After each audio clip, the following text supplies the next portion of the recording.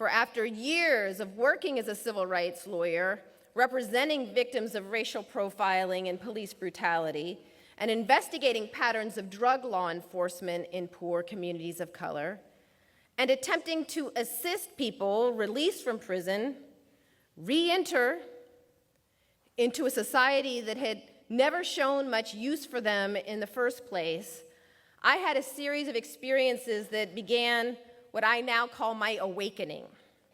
I began to awaken to a racial reality that is just so obvious to me now that what seems odd in retrospect is that I had managed to be blind to it for so long. Michelle Alexander is a writer, attorney, and civil rights activist. She has made it priority to fight for the Black Americans when it comes to American justice system. I have come across a video of her talking about the discrimination nature of American justice systems against blacks. I want us to watch this particular video. I will be back. Reverend Martin Luther King Jr. once said there is, quote, nothing more tragic than to sleep through a revolution, end quote. And he was talking at that time about a profound moral revolution that was underway, a struggle for the recognition of the dignity and humanity of all humankind, a struggle to end what was America's prevailing caste system at the time, known as Jim Crow. And in the months before his death, he told an audience the story of Rip Van Winkle, who famously fell asleep for 20 years. He explained that when Rip began his extended nap, there was a sign emblazoned on the wall of a nearby inn that had a picture of King George III of England on it. But when Rip Van Winkle woke up 2 decades later, that sign had a picture of George Washington on it. And Dr. King explained that what is most striking about the story of Rip Van Winkle is not that he had slept for 20 years, but that he had slept through a revolution. He said, quote, there are all too many people who, in some great period of social change, failed to achieve the new mental outlooks that the new situation demands, end quote. Well, I think his words are as relevant today as they were back then. You know, many of us, myself included, have slept through a revolution, actually a counter-revolution that has blown back so much of the progress that Dr. King and so many other racial justice advocates risked their lives for and some died for. This counter-revolution has occurred with barely a whimper of protest, even as millions of people have been rounded up, locked in literal cages, branded criminals or felons, and then stripped of the very rights supposedly won in the civil rights movement. While many of us have been asleep, a vast new system of racial and social control has emerged, one that would certainly have Dr. King turning in his grave. I think one day we may look back and wonder how we could have possibly slept for so long. Well, I've been asked to share with you today the thesis of my book, The New Jim Crow, Mass Incarceration in the Age of Colorblindness, and to a large extent, the title of the book speaks for itself. I argue that today, in the so-called era of colorblindness, and yes, even in the age of Obama, something akin to a caste system is alive and well in America. The mass incarceration of people of color is tantamount to a new caste system, one specifically designed to address the social, political, and economic challenges of our time. It's a system that shuttles children from decrepit, underfunded schools to brand new high-tech prisons. It's a system that locks poor people, overwhelmingly poor folks of color, into a permanent second-class status, eerily reminiscent of one we supposedly left behind. It is a system that is, in my view, the moral equivalent of Jim Crow. Now, I have to admit that there was a time when I rejected this kind of talk. There was a time when I resisted comparisons between mass incarceration and slavery or mass incarceration and Jim Crow, believing those kinds of claims and those kinds of comparisons were exaggerations, were distortions, were hyperbole.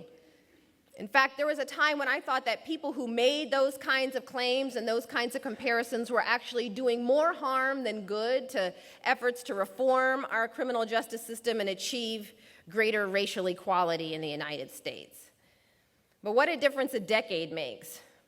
For after years of working as a civil rights lawyer, representing victims of racial profiling and police brutality, and investigating patterns of drug law enforcement in poor communities of color, and attempting to assist people released from prison re-enter into a society that had never shown much use for them in the first place, I had a series of experiences that began what I now call my awakening. I began to awaken to a racial reality that is just so obvious to me now that what seems odd in retrospect is that I had managed to be blind to it for so long. As I describe in the introduction to the book, what has changed since the collapse of Jim Crow has less to do with the basic structure of our society than the language we use to justify it. In the era of colorblindness, it is no longer socially permissible to use race explicitly as a justification for discrimination, exclusion, and social contempt. So we don't. Rather than rely on race, we use our criminal justice system to label people of color criminals and then engage in all the practices that we supposedly left behind. Today, it is perfectly legal to discriminate against criminals in nearly all the ways in which it was once legal to discriminate against African Americans. Once you're labeled a felon, the old forms of discrimination, employment discrimination, housing discrimination, denial of the right to vote, and exclusion from jury service, are suddenly legal. As a criminal, you have scarcely more rights and arguably less respect than a black man living in Alabama at the height of Jim Crow. We have not ended racial caste in America, we have merely redesigned it. But like I said, I didn't reach this conclusion, I didn't get to this point easily. I resisted it for quite some time. But I had a series of experiences that began to open my eyes, and one in particular I'll never forget. It involved a young African-American man, about 19 years old. He walked into my office one day and forever changed the way I viewed not only our criminal justice system, but how I viewed myself as a civil rights lawyer and advocate. At the time, I was the director of the Racial Justice Project for the ACLU in California, and we had launched a major campaign against racial profiling by the police. We called it the DWB campaign, or the Driving While Black or Brown campaign. And we had already sued the California Highway Patrol for racial profiling and their drug interdiction practices, but we were looking to sue some other law enforcement agencies as well, police departments, that we had received complaints about regarding discriminatory practices and tactics. And so we had created a hotline number for people to call if they believed they'd been stopped or targeted by the police on the basis of race. And we put this hotline number up on billboards in Oakland and San Jose and other cities around California, urging people to call the hotline number if they believed they had been stopped or targeted by the police on the basis of race. And in fact, within the first few minutes of us announcing the hotline number on the evening news, we received thousands of calls. Our system crashed temporarily. We had to expand our capacity. And so I was spending my day interviewing one young black or brown man after another who had called the hotline reporting discriminatory treatment by the police. And it was getting late in the day, and I was tired. I was ready to move things along. And this young man walks into my office carrying a stack of papers about this thick. He had taken detailed notes of his encounters with the police in his neighborhood in Oakland over a 9-month period of time. He had descriptions of every stop frisk, search, every time his car was pulled over, every time he had been made to lie spread eagle on the pavement for no apparent reason other than race. He had names of witnesses who could corroborate the story, people who were present with him or who witnessed it. He had names of officers, in some cases even had badge numbers. Just an extraordinary amount of detail and documentation of this pattern of police stops that he'd experienced. And the stories he was telling me about what the police were doing in his neighborhood were corroborated by other stories we had heard about what was going on in Oakland. And so I started to get excited. I started thinking, well, here, maybe he's our dream plaintiff. Maybe he's the one we've been looking for who could be our lead plaintiff in our suit against the Oakland Police Department. So I started asking him more questions, and I can see he's very well spoken. He's a good-looking young man. I think he'll do well with the media. I'm getting more and more excited. And then he says something that makes me pause. And I say, what did you just say? You know, did you just say you're a felon? Did you just say you're a drug felon?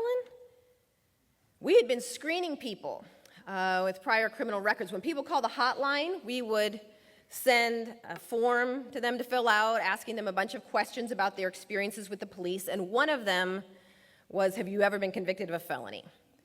We believed we could not represent someone as a named plaintiff in a racial profiling case if they had a felony record, because we knew that if we did, law enforcement and the media would be all over us saying, well, of course the police should be keeping a close eye on him. He's a felon. And we knew that we wouldn't be able to put him on the stand in the courtroom without him being cross-examined for an hour in front of the jury about his prior criminal history, undermining his credibility for the jury and distracting the jury's attention away from the conduct of the officers and turning it into a trial of past criminal conduct of our client. And so we had been screening people with prior criminal records, and he had not checked the metaphorical box on the form. And so I'm looking at him saying, are you a felon? Are you a drug felon? And he gets quiet. He just stares down at the table for a while. And then finally he looks up and looks me right in the eye, and he says, yeah, I'm a felon. I'm a drug felon, but let me tell you what happened. The police planted drugs on me, and they framed me, and they set me up, and they beat up me and my friend, and starts going this whole long story about how he was framed and set up, and drugs were planted on him, and I was just like, I'm sorry. I'm not going to be able to represent you. I tried to explain to him why that was the case, why I could understand he would feel that was wrong or unfair, but cannot represent you if you have a felony record. And he becomes agitated, starts trying to give me more facts and information, names of the officers that were involved and all of this. And I'm like, I am sorry. I cannot represent you. And then finally he becomes enraged. And he says to me, you're no better than the police. You're no better than the police. The minute I tell you I'm a felon, you just stop listening. You can't even hear what I have to say. He says, what's to become of me? What's to become of me? I can't get a job anywhere because of my felony record. I can't get a job anywhere. It's like I can't even get housing. I can't even get access to public housing because of my felony record. I can't even qualify for food stamps because of my felony record. How am I supposed to feed myself? How am I supposed to take care of myself as a man? He says, good luck finding one young black man in my neighborhood they haven't gotten to yet. They've gotten to us all already. And he snatches all those notes up off the table and just starts ripping them up to tiny little pieces, throws them in the air. It's just snowing white paper in my office. He turns around, walking out, yelling at me, you're no better than the police. I can't believe I trusted you. And he walks out. Well, several months after that, I'm doing a public access television show that's being broadcast live out of his neighborhood. I was doing public access TV because we were trying to organize several thousand people to attend a major demonstration against the governor's refusal to sign racial profiling legislation. And we had been holding town hall meetings up and down the state and doing a large media campaign, and it was a couple days before the demonstration, and so I was doing public access TV, urging people to get on the bus, go to the demonstration, make their voice heard, and it was broadcasting live out of his neighborhood. Well, the minute the show goes off the air, he comes bursting into the studio carrying this dirty potted plant, and he rushes up to me, and he's emotional, on the verge of tears, and he says, "I'm just here to tell you I'm sorry. I'm sorry. I'm sorry for the way I treated you. I've been seeing you on the news. I've been seeing you out there trying to fight for our people, trying to do the right thing, and I shouldn't have spoken to you like that. I shouldn't have treated you like that. It's like I would have bought you some flowers, but I still don't have any money. I snatched this plant off of my grandma's front porch. Here." And he just thrusts it into my arms, and then he turns around and starts running out of the building. I go chasing after him. He jumps into this broke-down car and takes off, disappears. Well, several months after that, I'm in my office. I open up the newspaper. What's on the front page? Well, the Oakland Riders police scandal is broken. It turns out that a gang of police officers, otherwise known as a drug task force, had been planting drugs on suspects, beating folks up in his neighborhood, and who's identified as one of the main officers accused of planting drugs on suspects and beating folks up? Well, it's the officer he had identified to me as having planted drugs on him and beat up him and his friend. And it was really only then that the light bulb finally started to go on for me, and I thought to myself, he's right about me. I'm no better than the police. You know, the minute he told me he was a felon, I stopped listening. I couldn't even hear what he had to say. And I started asking myself some hard questions of myself as a civil rights lawyer. How am I actually replicating the very forms of discrimination, exclusion, marginalization that I'm supposedly fighting against? And I also asked myself, why is it that we haven't been able to find one young black man in his neighborhood they haven't gotten to yet? What is really going on here? And that began my journey of asking myself and others a lot of hard questions, doing an enormous amount of research, and listening more carefully to the stories of those cycling in and out of our prison system. And what I learned in that process was that my great crime wasn't in refusing to represent an innocent man. My great crime was in believing, assuming that there was some path to racial justice that did not include those we view as guilty. I also learned some facts that blew my mind. There are more African American adults under correctional control today, in prison or jail, or on probation or parole, than were enslaved in 1850, a decade before the Civil War began. As of 2004, more black men were disenfranchised than in 1870, the year the 15th Amendment was ratified, prohibiting laws that explicitly deny the right to vote on the basis of race. Now, of course, during the Jim Crow era, poll taxes and literacy tests operated to keep black folks from the polls. Well, today, felon disenfranchisement laws accomplish in many states what poll taxes and literacy tests ultimately could not. A black child born today has less of a chance of being raised by both parents than a black child born during slavery. This is due in large part to the mass incarceration of black men. There was an article published about this in The Economist magazine, of all places, entitled, "How the Mass Incarceration of Black Men Harms Black Women." And the article explained that the majority of black women in the United States are unmarried, including about 70% of professional black women, and that this is due largely to the mass incarceration of black men, which takes them out of the dating pool at the years they would be most likely to commit to a partner or to a family. But what's worse is that by branding them criminals and felons at early ages, often before they're even old enough to vote, they're rendered permanently unemployable in the legal job market for the most part, virtually guaranteeing that most will cycle in and out of prison, sometimes for the rest of their lives. Now, this isn't a phenomenon that affects just some small segment of the African American community. To the contrary, in many large urban areas today, more than half of working-age African American men have criminal records and are thus subject to legalized discrimination for the rest of their lives.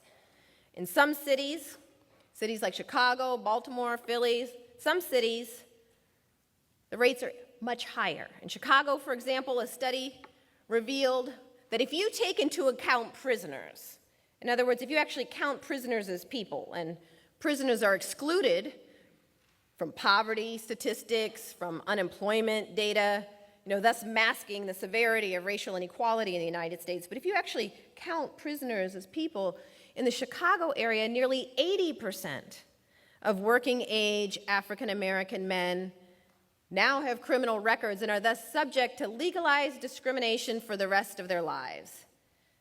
These men are part of a growing undercaste, not class, caste, a group of people defined largely by race, relegated to a permanent second-class status by law. Now, I find that when I tell people now, today, that I think mass incarceration is like a new Jim Crow or a new caste-like system, people react with shocked disbelief. They say, oh, how can you say that? How can you say that? Our criminal justice system isn't a system of racial control, it's a system of crime control. And if black folks would stop running around committing so many crimes, they wouldn't have to worry about being locked up en masse and then stripped of their basic civil and human rights.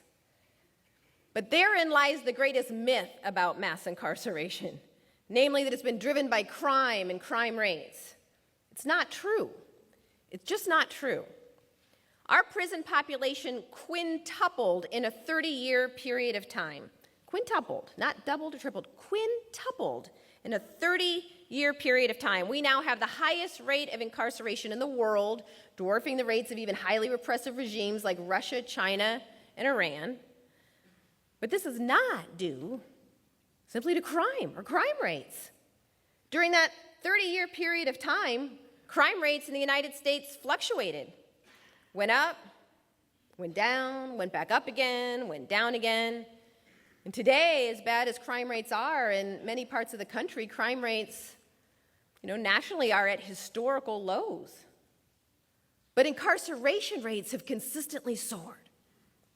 Most criminologists today will acknowledge that crime rates and incarceration rates in the United States have moved independently of one another. Incarceration rates, especially black incarceration rates, have soared regardless of whether crime was going up or going down in any given community or the nation as a whole. So what explains this sudden explosion of incarceration, the birth of a penal system unprecedented in world history, if not crime and crime rates? Well, the answer is the war on drugs and the Get Tough movement, the wave of punitiveness that washed over the United States. Drug convictions alone, just drug convictions, accounted for about 2/3 of the increase in the federal prison system and more than half of the increase in the state prison systems between 1985 and 2000, the period of our prison system's most dramatic expansion. Drug convictions have increased 1,000% since the drug war began. To get a sense of how large a contribution the war on drugs has made to mass incarceration, consider this. There are more people in prisons and jails today just for drug offenses than were incarcerated for all reasons in 1980. Now, most Americans violate drug laws at some point in their lifetime. Most do. The research has been consistent in showing that. But the enemy in this war has been racially defined. Not by accident, this drug war has been waged almost exclusively in poor communities of color, even though studies have consistently shown for decades that, contrary to popular belief, people of color are no more likely to use or sell illegal drugs than whites, or sell. Now that defies our basic racial stereotypes about who a drug dealer is. You know, if you picture in your mind a drug dealer and you're honest, you likely picture some black kid standing on the street corner with his pants sagging down, somebody in the hood. Plenty of drug dealing happens in the hood, but it happens everywhere else in America as well. A white kid living in rural Texas or rural Nebraska does not drive to the hood to get his marijuana or his meth or his cocaine. No. He gets it most likely from someone of his own race down the road. The research shows that drug markets, much like American society generally, are fairly segregated by race. White folks typically sell to white folks, blacks to blacks, Latinos to each other. Drug markets are even segregated by class to a large degree. University students sell to each other. Drug dealing and drug use happens in all communities of all colors, but those who do time for drug crime are overwhelmingly black and brown. In some states, 80 to 90% of all drug offenders sent to prison have been one race, African American. Now, I find that most people, when they actually see the data, they say, oh, that's a shame. That's a shame. But, you know, we need to get tough on them. We need a war on them, those folks in the hood, because that's where the violent offenders are. That's where the drug kingpins can be found. In fact, in my experience, most people seem to imagine that the war on drugs was declared in response to the emergence of crack cocaine in inner city communities and the related violence. And in fact, for a long time, I myself believed that as well. But it's not true. The current drug war was officially declared in 1982 by President Ronald Reagan at a time when drug crime was actually on the decline, not on the rise.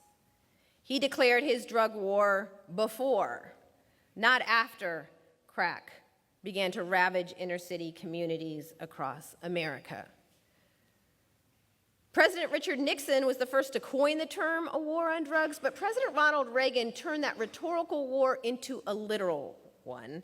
And at the time he declared his drug war, drug crime was actually on the decline, not on the rise, and less than 3% of the American population even identified drugs as among the nation's most pressing concern.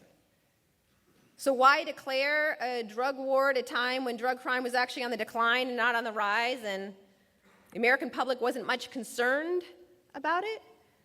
Well, from the outset, the war on drugs had relatively little to do with genuine concern about drug abuse or drug addiction, and nearly everything to do with politics, racial politics. Numerous historians and political scientists have now documented that the war on drugs was part of a grand Republican Party strategy known as the Southern Strategy of using racially coded get tough appeals on issues of crime and welfare in order to appeal to poor and working class whites, particularly in the South, who are anxious about, resentful of, fearful of many of the gains of African Americans in the civil rights movement.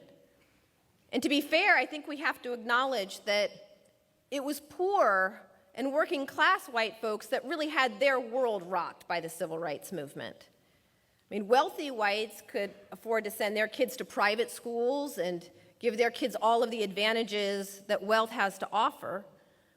But poor and working class whites, many of whom were themselves struggling for survival, they faced a social demotion. It was their kids that might get bused across town to go to a school they believed was inferior. It was their kids and themselves that were suddenly forced to compete on equal terms for limited jobs with this whole new group of people they had been taught their whole lives to believe were inferior to them. And then to make matters worse, From their perspective, affirmative action programs created the impression that black folks were now leapfrogging over them on their way to Harvard or Yale or fancy jobs in corporate America. And this state of affairs created an enormous amount of fear, anxiety, resentment, anger, but it also created an enormous political opportunity. Pollsters and political strategists found that thinly veiled promises to get tough on them, a group not so subtly defined by race, could be enormously successful in persuading poor and working class whites to defect from the Democratic New Deal coalition and join the Republican Party in droves. It was part of the strategy to flip the South from blue to red. In the words of H.R. Haldeman, President Richard Nixon's former chief of staff, he explained the strategy this way, quote, "The whole problem is really the blacks. The key is to devise a system that recognizes this while not appearing to," end quote. Well, they did. A couple years after crack hit the streets, the Reagan administration seized on the development with glee, hiring staff whose job it was to publicize inner city crack babies, crack dealers, the so-called crack whores, and crack-related violence. The wave of media that surrounded the crack epidemic didn't happen just as a result of good investigative journalism. It was the product of a media campaign that was launched by the Reagan administration to bolster public support for a drug war they had already declared and persuade Congress to devote millions more dollars to waging it. And the plan worked like a charm. Almost overnight, television sets were saturated with images of black and brown drug dealers, crack babies, and a wave of punitiveness washed over the United States. State legislatures started passing harsh mandatory minimum sentences for minor drug offenses, sentences harsher than murderers receive in other Western democracies. And soon, Democrats began competing with Republicans to prove they could be even tougher on them than their Republican counterparts.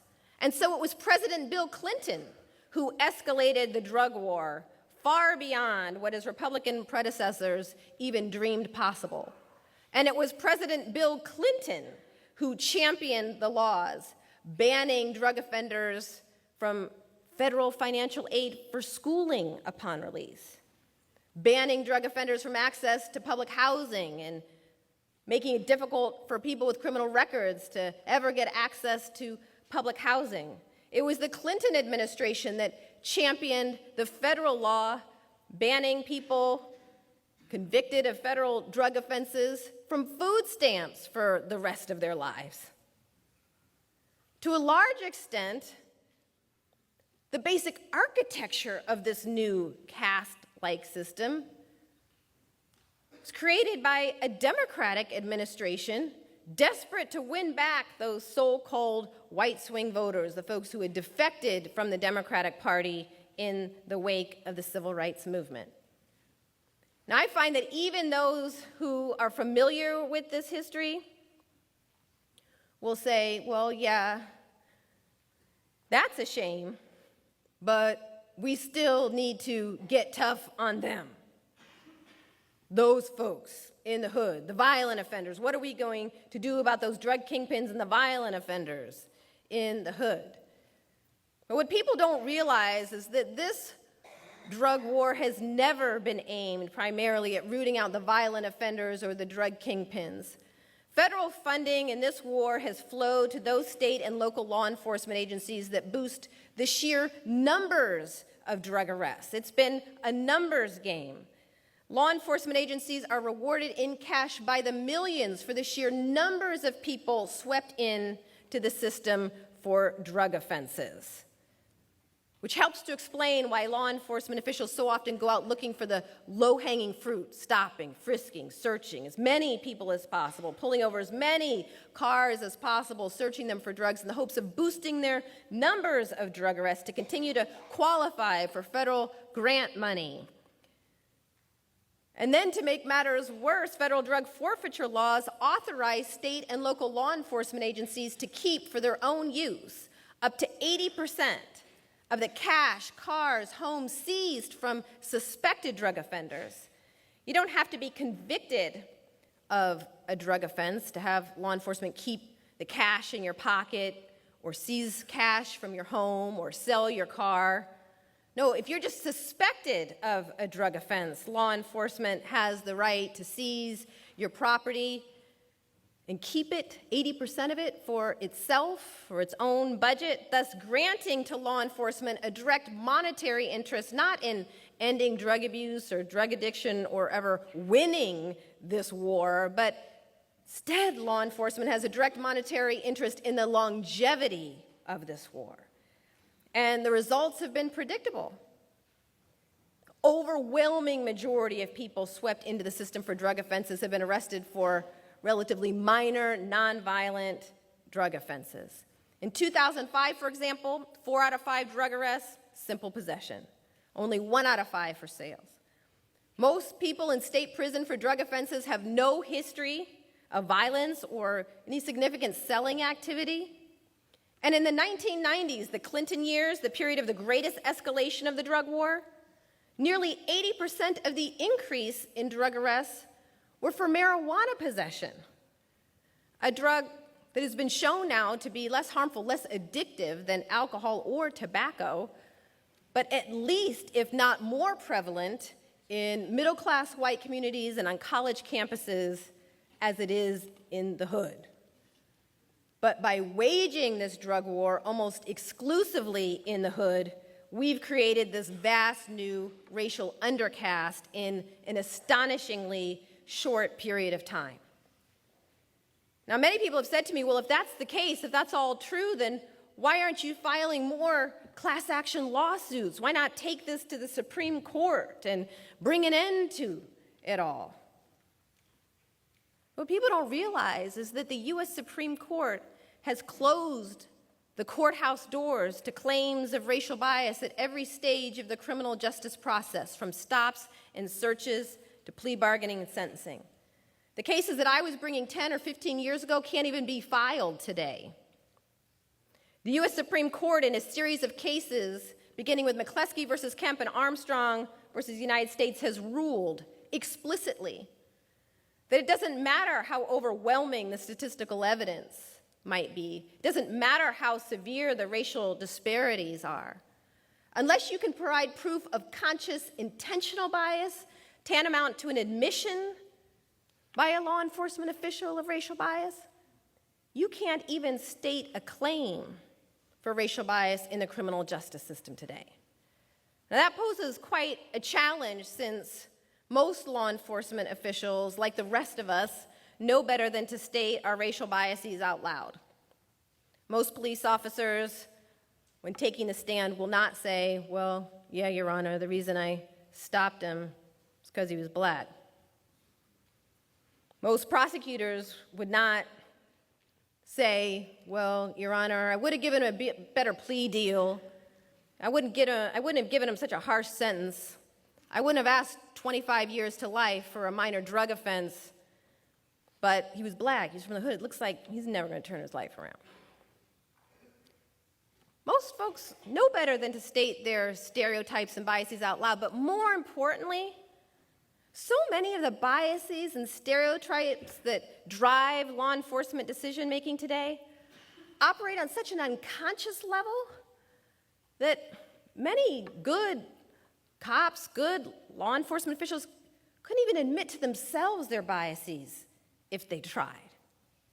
You know, a good cop, well-meaning cop trying to do his job, proactive policing, sees a group of young black kids walking down the street, their pants sagging a little bit down, and he thinks to himself, oh, I'm going to jump out, I'm going to stop them, I'm going to frisk them, see if they have anything on them. They're doing good, proactive police work. The idea would never occur to them, seeing a group of young white kids walking down the street. Now, that officer may not be meaning any harm to those young black kids, but those unconscious stereotypes about who seems guilty, who looks like they might be up to no good. Hundreds of thousands of decisions like that are made over and over again, adding up to enormous racial disparities that the U.S. Supreme Court has ruled that we can't even challenge in a court of law. Now, it used to be the case, not so long ago, that the police could not just walk up to anyone on the street and stop them, question them, frisk them, search them without any evidence of criminal activity, without any reasonable suspicion or probable cause. But the police can do that today. The U.S. Supreme Court has given the police license to do precisely that, as long as the police get consent. Now, what's consent? Consent is when a police officer walks up to a young man and the officer has one hand on his gun and he says, "Son, put your hands up in the air. So will you put your hands up in the air so I can frisk you, see if you got anything on you?" And the young man says, "Yeah." That's consent. That young man just waived his Fourth Amendment rights against unreasonable searches and seizures. The police do not have to have a shred of evidence of any criminal activity to engage in that encounter. In fact, stop and frisk operations have become so routine in large cities that, well, in cities like New York City, it's reported that in 1 year alone, the New York Police Department stopped and frisked more than 600,000 people in 1 year. Overwhelmingly black and brown men. 600,000 people. The vast majority of those stops and searches, nothing was ever found. People thrown to the pavement, stopped and frisked, questioned about where they are, what they're doing, where they're going. Only a tiny fraction of those cases, of those stops and frisks, in many cases less than 10%, is anything, any kind of contraband or anything suspicious ever found. But those hundreds of thousands of stops and frisks per year add up to enormous disparities, and the U.S. Supreme Court has ruled we can't even challenge those practices in a court of law. In this way, the U.S. Supreme Court has immunized this system of mass incarceration from judicial scrutiny for racial bias, much in the same way that the U.S. Supreme Court rallied to the defense of Jim Crow and of slavery in their day. But of course, just being swept into this system with no hope of relief is just the beginning of the odyssey for so many, because once you've been swept in, you enter into a parallel social universe in which basic civil and human rights that apply to everyone else no longer apply to you. Once branded a felon, you find that for the rest of your life, discrimination is perfectly legal against you. Employment discrimination is perfectly legal. For the rest of your life, you must check that box on employment applications asking, have you ever been convicted of a felony? It doesn't matter if that felony happened 4 months ago, 4 weeks ago, or 45 years ago. The rest of your life, checking that box, knowing full well that the odds are sky high that application is going straight to the trash. Many people say to me, "Oh, come on. You're just making excuses for people. People released from prison, they could get a job somewhere. They could get a job somewhere if they tried. They could get a job at McDonald's." Getting a job at McDonald's is no easy feat if you have a felony record. Hundreds of professional licenses are off limits to people with felony records. In fact, in my state, in Ohio, you can't even get a license to be a barber if you've been convicted of a felony. Housing discrimination, perfectly legal and routine. Private landlords, as well as public housing agencies, free to exclude people with criminal records. Public benefits, discrimination in public benefits, perfectly legal. As I mentioned, you're deemed under federal law ineligible for food stamps for the rest of your life if you've been convicted of a drug felony. Fortunately, a number of states have opted out of the ban on food stamps, people convicted of drug offenses at some point in their life, but still the case that thousands of people can't even get food to feed themselves, aren't worthy of being fed because they were once caught with drugs. What do we expect people to do? People released from prison, what do we expect them to do? Can't get a job, you're barred from housing, even food stamps may be off limits to you. Well, apparently what we expect them to do is to pay hundreds or thousands of dollars in fees, fines, court costs, accumulated back child support, which continues to accrue while you're in prison. And in a growing number of states, you're expected to pay back the costs of your imprisonment. And paying back all these fees, fines, court costs can be a condition of your probation or parole.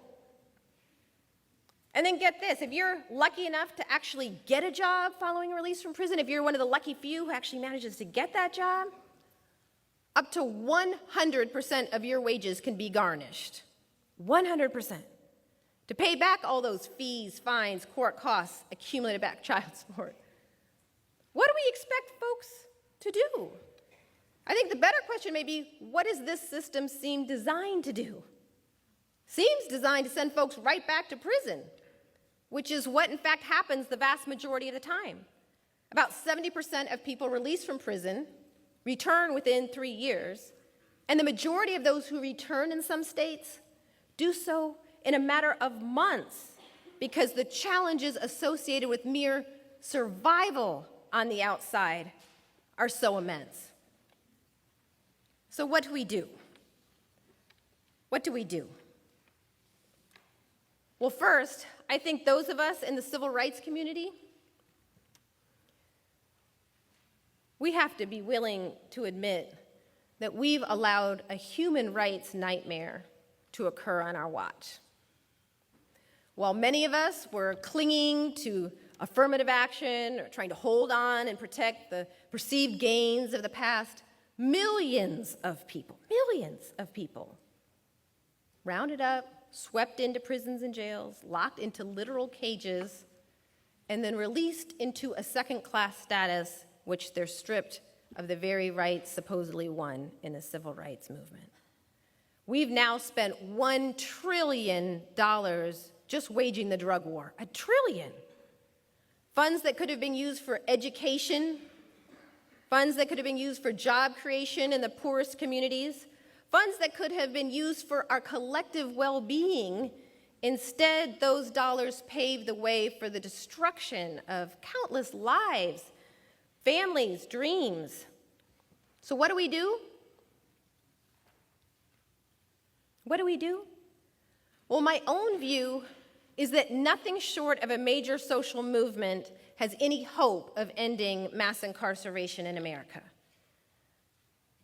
Now, if you think surely something less would do, that there must be some way of tinkering with this machine, of electing right folks and getting it right, of fixing this system, consider this.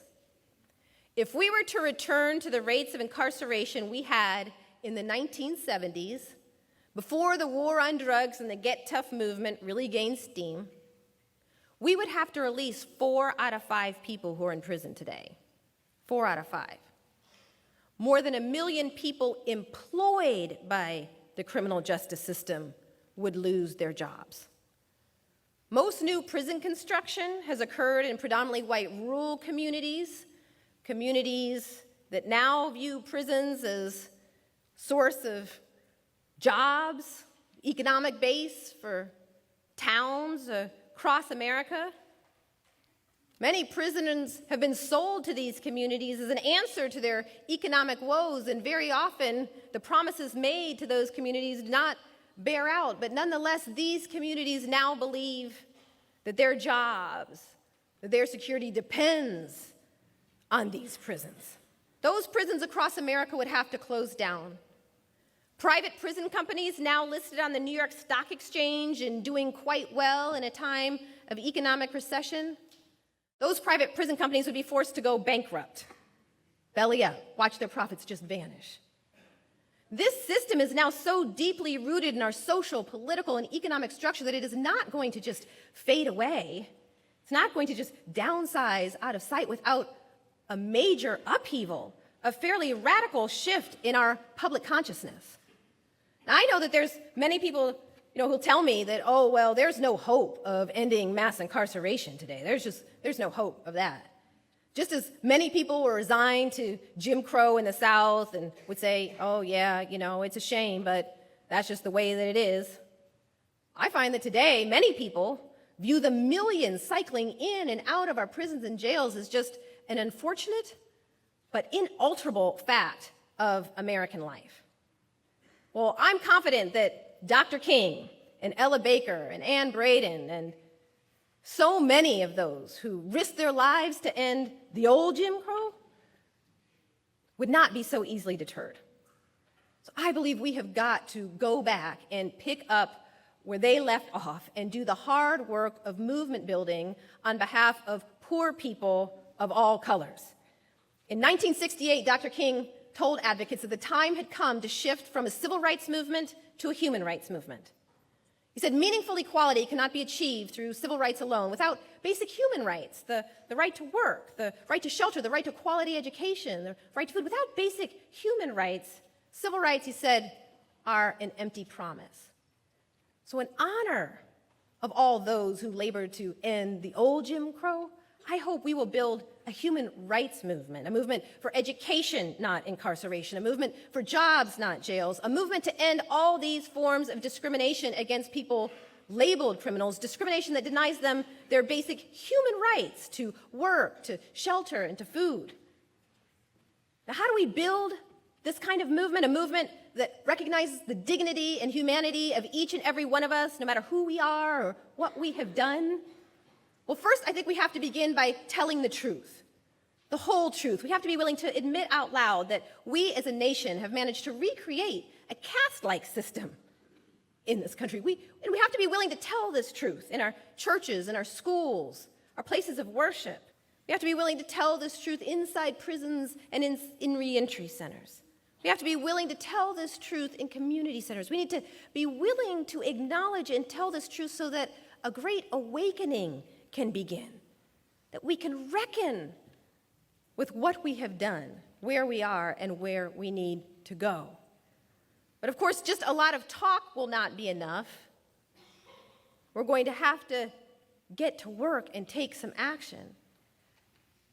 So I believe we have got to be willing to build an underground railroad for people returning home from prison and attempting to make a genuine break for freedom.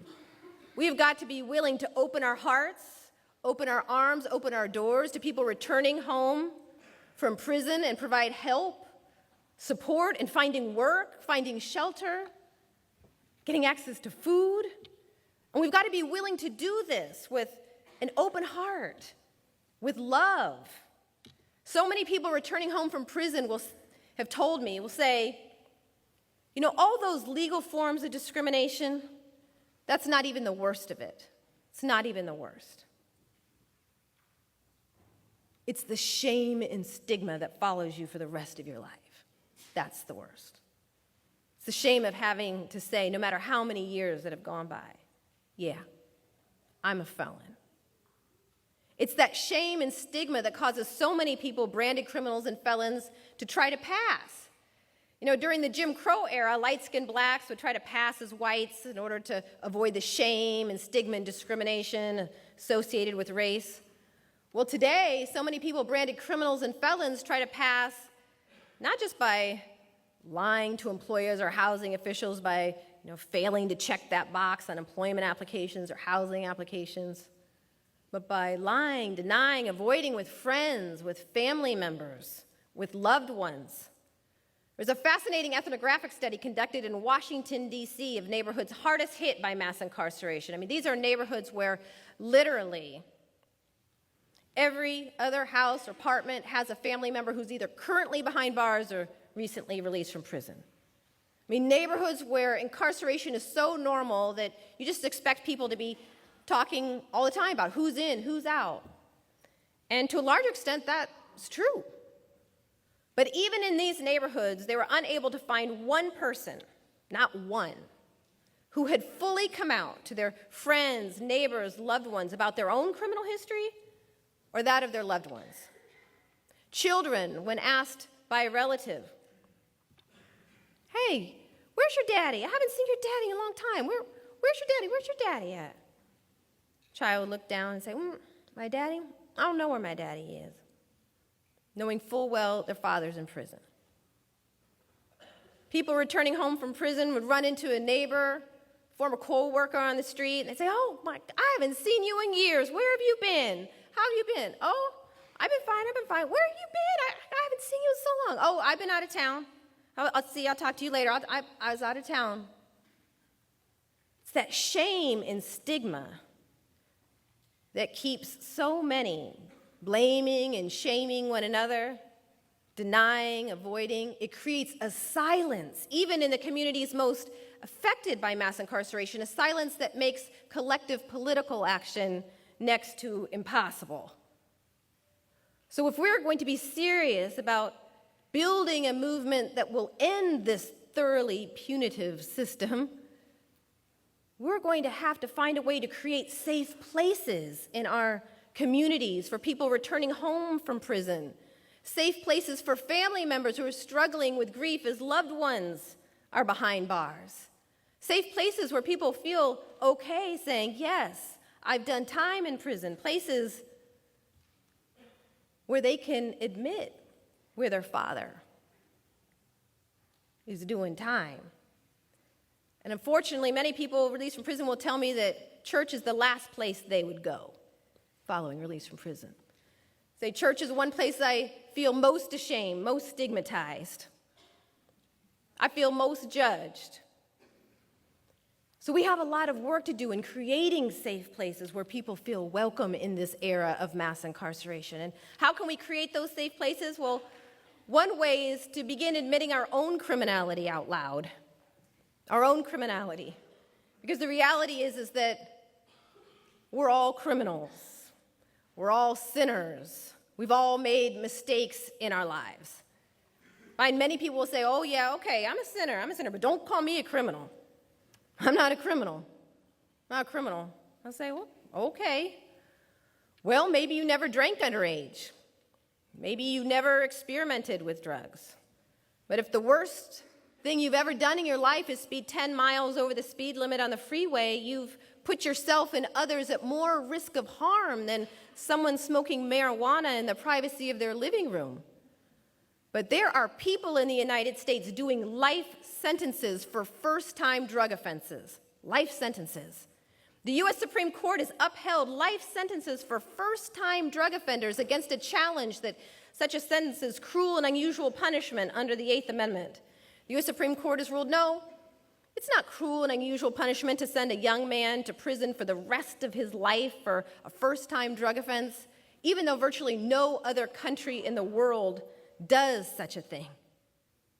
So rather than shaming and blaming and imagining that the criminals are them, not us, perhaps we ought to say, there but for the grace of God go I.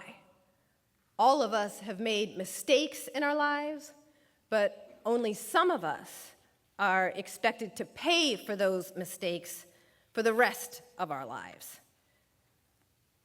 Now, just creating safe places isn't going to be enough. Just as in the days of slavery, it wasn't enough to build an underground railroad and shuttle a few to freedom. You had to be willing to work for abolition. Today, I believe we have got to be willing to work for the abolition of this system of mass incarceration as a whole. We have got to reimagine our criminal justice system, one in which genuine restoration and rehabilitation is possible, rather than a site of dehumanization and pure despair. Now, what does it mean to end the system of mass incarceration? Well, it means to end the war on drugs. We've spent $1 trillion waging this war, destroyed millions of people's lives, and yet rates of drug addiction and drug abuse are largely unchanged. It's time to shift to a public health model for dealing with drug addiction and drug abuse. And we've got to end all these forms of legal discrimination against people released from prison, discrimination that denies them their basic human rights to work, to shelter, and food. And last but definitely not least, we have to shift from a purely punitive approach to dealing with violence and violent crime in our communities to a more restorative approach, one that takes seriously the interests of the victim, the offender, and the community as a whole. We have got a lot of work to do. And if it feels like too much, if it feels like we cannot possibly deal with this crisis, say, remember this. all of these rules, laws, policies, and practices that comprise this system of mass incarceration, they all rest upon one core belief, and it is the same core belief that sustained Jim Crow. It's the belief that some of us are not worthy of genuine care, compassion, and concern. And when we effectively challenge that core belief, this whole system begins to fall like dominoes. A multiracial, multi-ethnic human rights movement must be born, one that takes seriously the dignity and humanity of all people. And it has got to be multiracial and multi-ethnic, because although this war on drugs may have been born with black folks in mind, it is a war that has destroyed the lives of people and communities of all colors. A young kid, young white kid who's facing prison time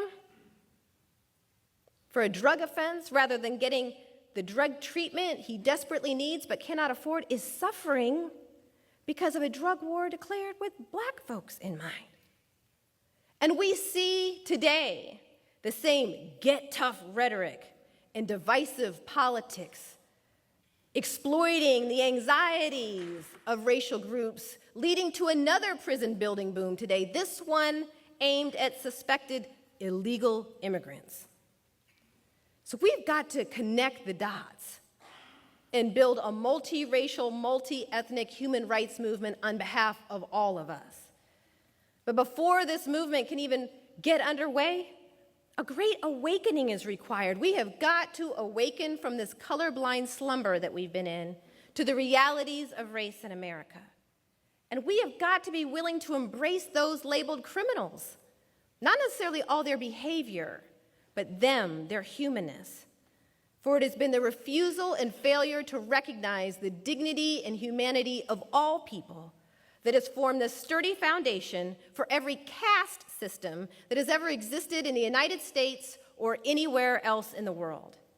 It's our task, I firmly believe, to end not just the war on drugs, not just the system of mass incarceration, but to end this history and cycle of caste in America. Thank you so much for having me here tonight. Thank you.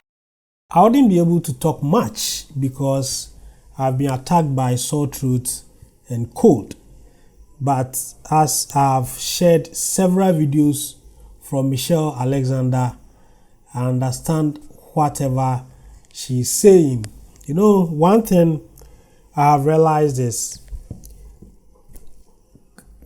the world we find ourselves right now has been saturated. When it comes to online videos, it had been saturated by videos that don't make sense, videos that don't project intelligence, videos that do not educate black people. We only focus on entertainment, sports, and other ventures that do not really enlighten us or liberate us from the mental slavery, whilst we know still there are discriminations and injustice in our body institutions like justice systems and police department. There are still a lot of discrimination going on there, but at the end of the day, we don't do enough to highlight on this particular things that normally happens in our community, but we find our way of promoting entertainment and promoting sports, which at the end of the day, it only promotes gangsterism and fashion and money and the wealth of living a better life. But at the end of the day, majority of our people are also struggling in our community, struggling in our society. We are not building enough schools to educate our people, but we find money to compete on ourselves. So bringing such videos on my platforms excite me because I know few people or those who watch or at least enlighten themselves on issues that are affecting our black society. So I'm happy of what Michelle Alexander has highlighted in this video, and I really salute her of taking his profession to support or to defend the black community in America. Please go to my description box, click on the Telegram link. It will take you to my Telegram platform. Join us for us to discuss about the well-being of Africa and Africans in diaspora. And if today is your first time coming to this channel, then don't forget to subscribe to this channel and turn on the notification button so that anytime I upload any great content, you will be notified. I'm always your guy, De-Graft Amoako. Thanks for watching.